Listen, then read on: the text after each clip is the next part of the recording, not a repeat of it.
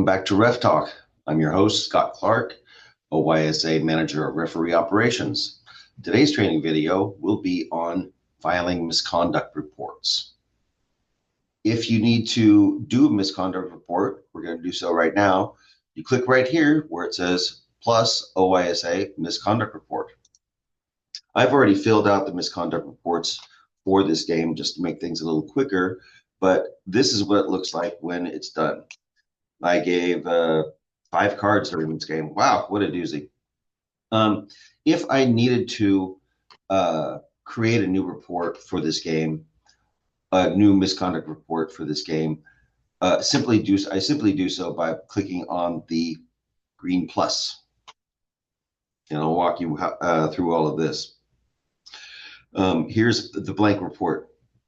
And we want foul details. And that's pretty much it. That's all we need from the referee in reporting. This video information and admin only. I'm not sure if you can even see this on your view, but I can see it on mine because I'm an administrator. Don't worry about this part. We will add stuff there if needed or if we receive it. But just to I'll tell you what, I'll look up another actual report here and into the first one, and I'm gonna edit this report, and you can edit yours too if you ever need to.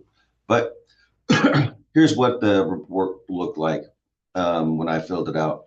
I entered the minute of the misconduct, which team, and this would be, I could drop this down and it'll show both teams.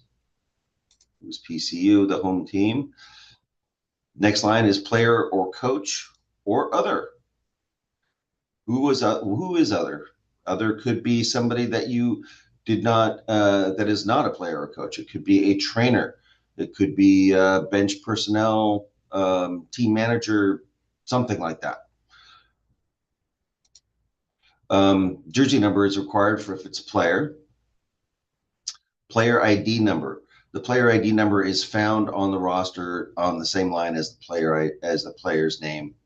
Also, there's a coach ID number for the coaches. Okay.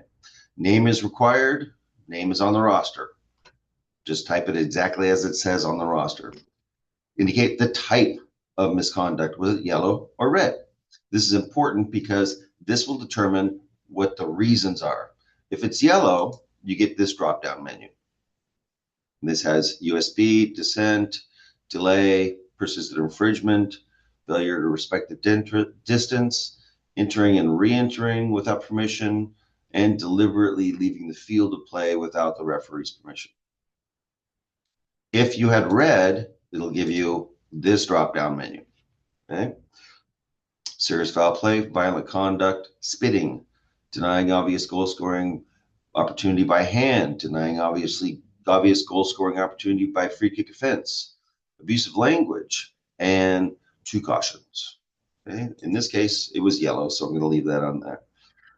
In the comments, please give a description about what happened. We want to know a brief and factual description about why you gave the card. So here's an example.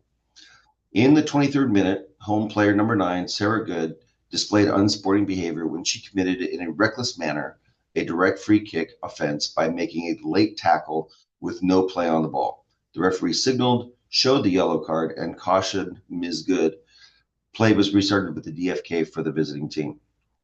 The important thing that I want to point out in my brief summary here is that I used some language from the law book that supports my decision.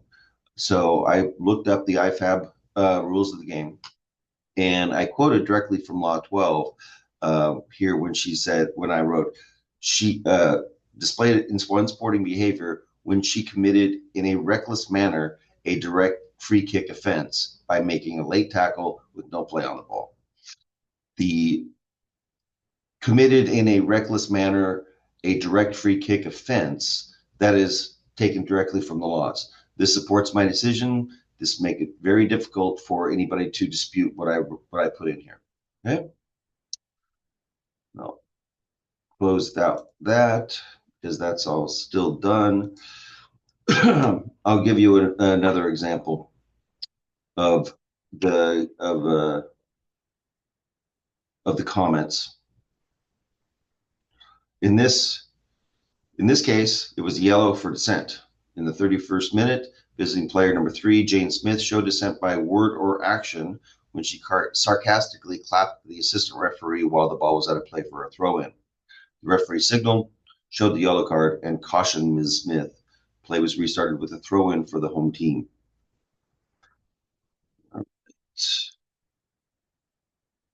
Okay, my others here are just imaginary, but as you can see, this is how all that information will appear after you've submitted your report. You can, like I said, edit your reports by selecting them and clicking on edit selected files. If you got the report wrong, you can actually delete it.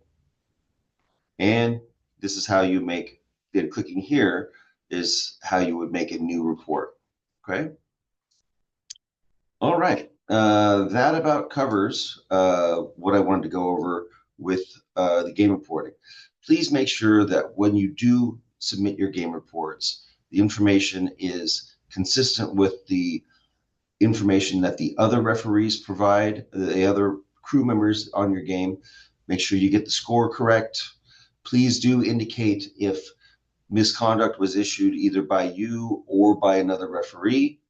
And if there was misconduct, please make sure that you fill out these misconduct reports. It's very important that we get this information.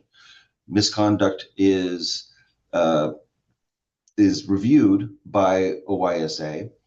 Any red cards are going to result in suspension depending upon the incident. And also yellow cards are accumulated, and 5 yellow cards over a period of different games will result in a 1-game suspension. So we do track those.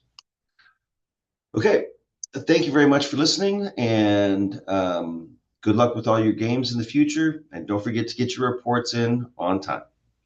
Thank you very much.